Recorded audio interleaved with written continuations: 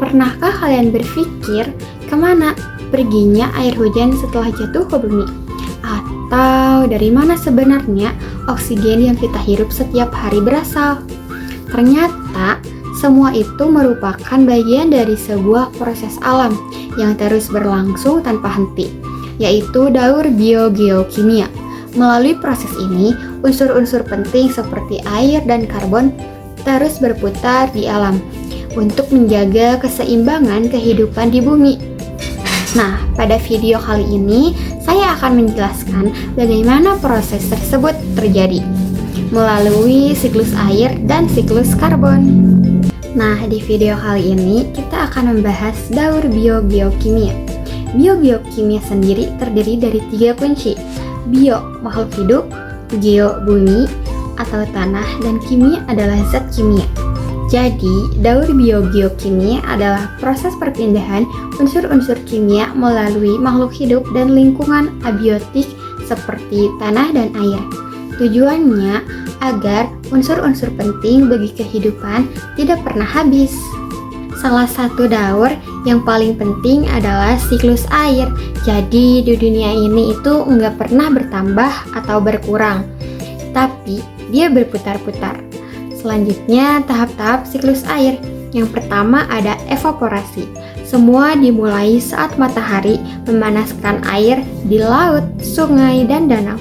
Air berubah menjadi uap dalam proses yang bernama evaporasi.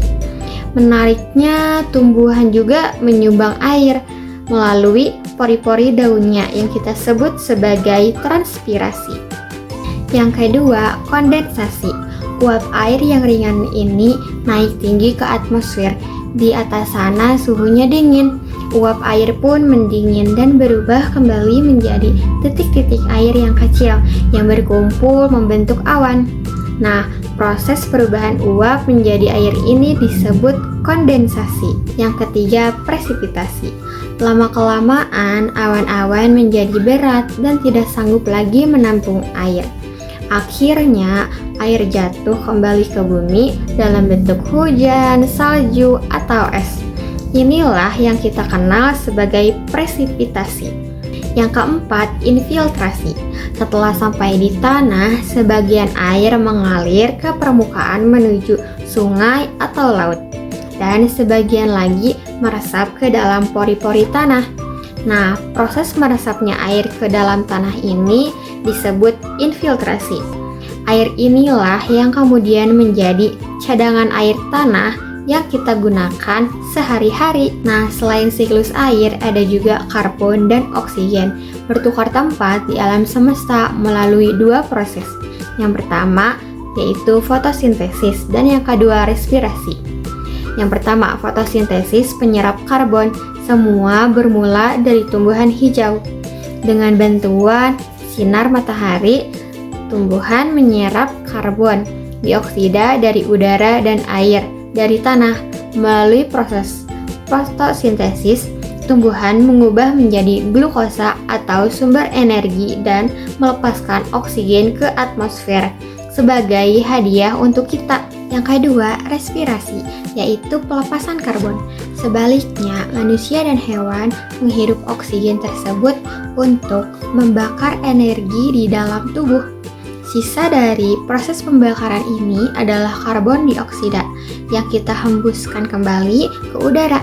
Inilah putaran dasar yang tidak pernah berhenti. Yang ketiga, dekomposisi dan bahan bakar fosil. Namun, karbon tidak hanya di udara ya.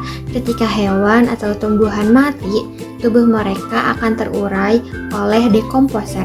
Sebagian karbon masuk kembali ke tanah dan dalam waktu jutaan tahun, sisa-sisa organik ini bisa berubah menjadi bahan bakar fosil seperti batu dan minyak bumi.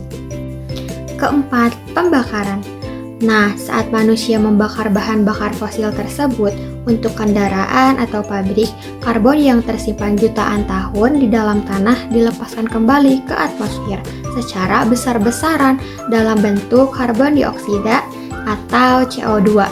Nah, inilah yang jika berlebihan bisa menyebabkan pemanasan global. Nah, untuk lebih gampangnya, kalian bisa melihat gambar berikut. Nah, bisa kita lihat di sini di mana tumbuhan berperan sebagai fotosintesis, yaitu menyerap CO2 dari udara dan melepaskan oksigen, sehingga makhluk hidup bisa menghirupnya. Nah, selain itu di sini ada gambar sapi. Sapinya mati, sehingga nanti akan melepaskan karbon CO2. Nah, nantinya karbon CO2 ini selain ada di udara, dia juga akan terserap di dalam tanah yang akhirnya akan menjadi fosil. Nah, fosil itulah yang nantinya sebagai bahan batu bara minyak bumi. Pada siklus biogeokimia terdapat beberapa komponen lingkungan yang saling berperan, yaitu atmosfer, hidrosfer, litosfer, dan biosfer. Yang pertama, atmosfer. Atmosfer merupakan lapisan udara yang menyelimuti bumi dan menjadi tempat penyimpanan berbagai gas seperti oksigen, karbon dioksida, dan uap air. Gas-gas ini sangat berperan dalam proses seperti fotosintesis, respirasi, dan pembentukan hujan. Yang kedua, hidrosfer. Hidrosfer meliputi seluruh perairan di bumi seperti laut, sungai, dan danau. Komponen ini menjadi sumber utama air dalam siklus air serta tempat berlangsungnya berbagai proses peredaran unsur di alam. Nah, yang ketiga, litosfer. Litosfer adalah lapisan tanah dan batuan di permukaan bumi.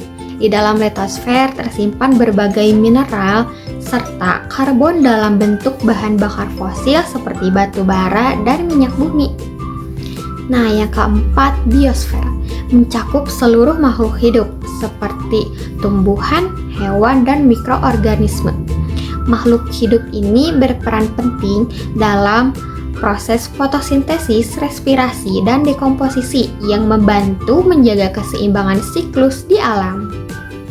Selain proses alami, aktivitas manusia juga dapat mempengaruhi keseimbangan siklus biogeokimia di alam. Salah satu contohnya adalah pembakaran bahan bakar fosil dari kendaraan dan industri. Nah, kegiatan ini dapat meningkatkan jumlah karbon dioksida di atmosfer sehingga berkontribusi terhadap pemanasan global.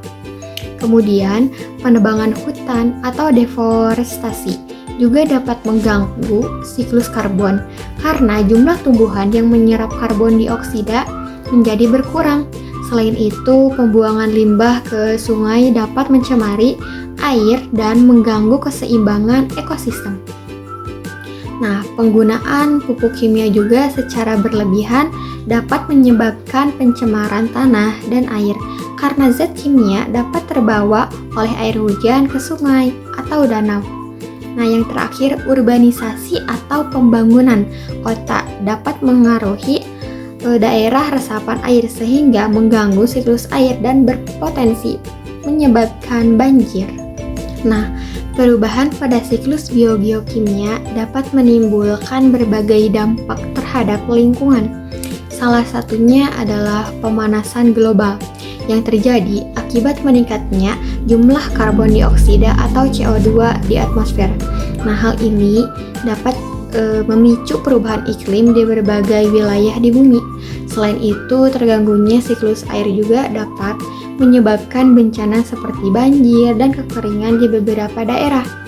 Nah, perubahan siklus ini juga dapat menimbulkan pencemaran air dan tanah, misalnya akibat limbah atau penggunaan bahan kimia secara berlebihan. Jika kondisi ini terus terjadi, maka dapat menyebabkan kerusakan ekosistem dan mengganggu keseimbangan makhluk hidup di bumi. Untuk menjaga keseimbangan siklus biogeokimia, ada beberapa upaya yang dapat dilakukan oleh manusia. Salah satunya adalah melakukan reboisasi atau penanaman pohon. Dengan menanam pohon lebih banyak, kita dapat membantu menyerap karbon dioksida dari udara dan menjaga keseimbangan siklus karbon. Selanjutnya, kita juga perlu mengurangi penggunaan bahan bakar fosil, misalnya dengan menggunakan transportasi yang lebih ramah lingkungan atau menghemat penggunaan energi. Selain itu, menghemat penggunaan air juga penting agar ketersediaan air tetap terjaga dan siklus air tetap seimbang. Kita juga perlu mengolah limbah sebelum dibuang ke lingkungan agar tidak mencemari air dan tanah. Terakhir, penggunaan energi terbarukan seperti energi matahari dan angin dapat menjadi alternatif yang lebih ramah lingkungan dibandingkan bahan bakar fosil. Sebagai penutup, kita dapat memahami bahwa alam memiliki caranya sendiri untuk menjaga keseimbangan kehidupan melalui siklus biogeokimia. Namun, keseimbangan itu juga tergantung pada bagaimana manusia memperlakukan lingkungan. Seperti yang sering dikatakan, alam tidak membutuhkan manusia, tetapi manusia membutuhkan alam. Oleh karena itu, menjaga alam berarti menjaga kehidupan kita sendiri. Terima kasih atas perhatiannya. Sekian dari saya. Wassalamualaikum warahmatullahi wabarakatuh.